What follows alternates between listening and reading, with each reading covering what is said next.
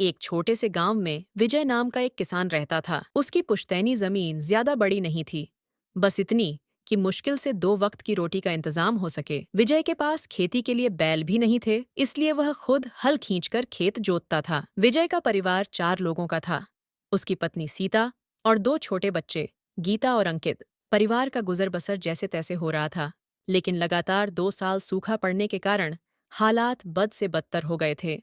कर्ज के बोझ तले दबा विजय रोज नई चिंताओं में घिरा रहता। एक दिन गांव के मुखिया ने कहा, विजय, अब खेती में कुछ नहीं रखा, क्यों ना मजदूरी करने शहर चला जाए। भाई साहब, किसान का असली काम तो खेती ही है। मैं अपनी मिट्टी छोड़कर कहीं नहीं जाऊंगा। विजय ने ठान लिया कि वह अपनी खेती को नए तरीके से संभालेगा। उसने पास के तालाब से पानी लाने के लिए एक नहर खुदाई करने की योजना बनाई। यह काम अकेले संभव नहीं था, लेकिन विजय ने हिम्मत नहीं हारी। उसने अपने बच्चों और पत्नी की मदद से दिन रात मेहनत की। विजय की मेहनत रंग लाई, नहर बन गई और उसने फसल बोई। इस बार प्रकृति भी उस पर मेहरबान हुई।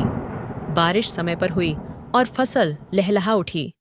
गांव के लोग विजय की मेहनत देखकर दंग रह गए। मुखिया ने आकर कहा, विजय, तूने दिखा दिया कि सच्चे किसान की हिम्मत और मेहनत से बड़ा कुछ नहीं है। विजय ने उस साल अपनी फसल से इतना अनाज उपजाया कि कर्ज चुकाकर घर में पहली बार मिठाई बना सका। बच्चों के चेहरे की मुस्कान और सीता की संतुष्टि भरी आंखें देखकर विजय ने सोचा, गरीबी कोई अभिशाप नहीं, बस मेहनत और सही सोच से इसे हराया जा सकता है। गरीब किसान का संघर्ष भले ही कठिन हो, लेकिन उसकी मेहनत और जमीन से जुड़ाव उसे हर मुसीबत से पार ले जाता है। और हाँ, हमारे चैनल कार्टून टुन्स इंडिया को सब्सक्राइब करके जाना।